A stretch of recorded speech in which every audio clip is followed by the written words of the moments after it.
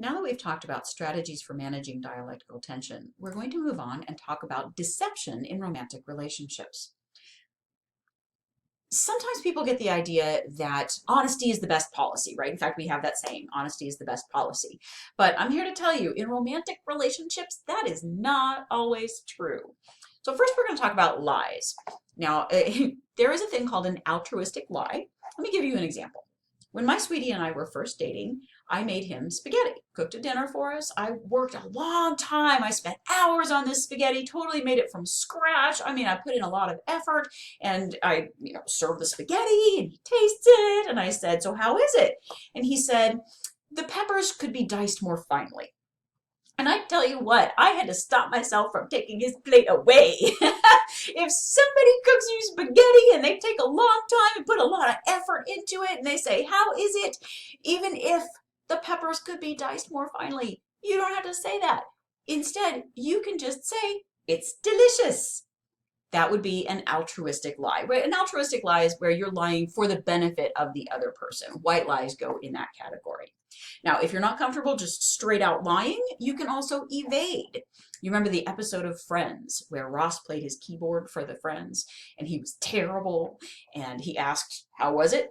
And they didn't want to flat out lie and say, "Oh, it was great." But they also didn't want to hurt his feelings and say it was terrible. So at least one of his friends said, "Wow," which could mean, "Wow, that was great," which is how he took it. But she actually meant, "Wow, that was terrible." So she's kind of navigating between truth and fiction there, where she is equivocating. Equi means equal. Voc means voice. So equivocation is using words or terms that speak with equal voices. They have more than one meaning.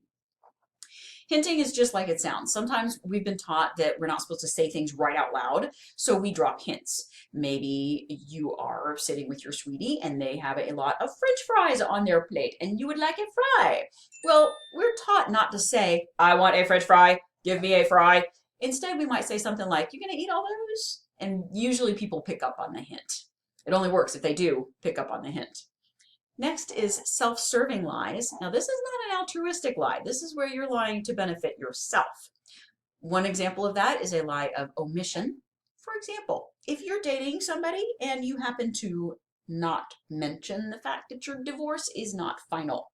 Okay, they are operating on the assumption that you are single, right? But you are conveniently not mentioning that your divorce is not final. That's a lie of omission. You're just leaving out a truth that they would like to know, that they kind of need to know.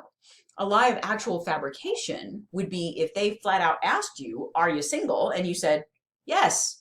You are fabricating a single status that does not exactly exist.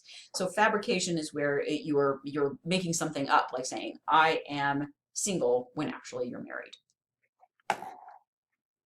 Now, obviously, lies, self-serving lies, lies of omission, lies of fabrication, are bad for relationships.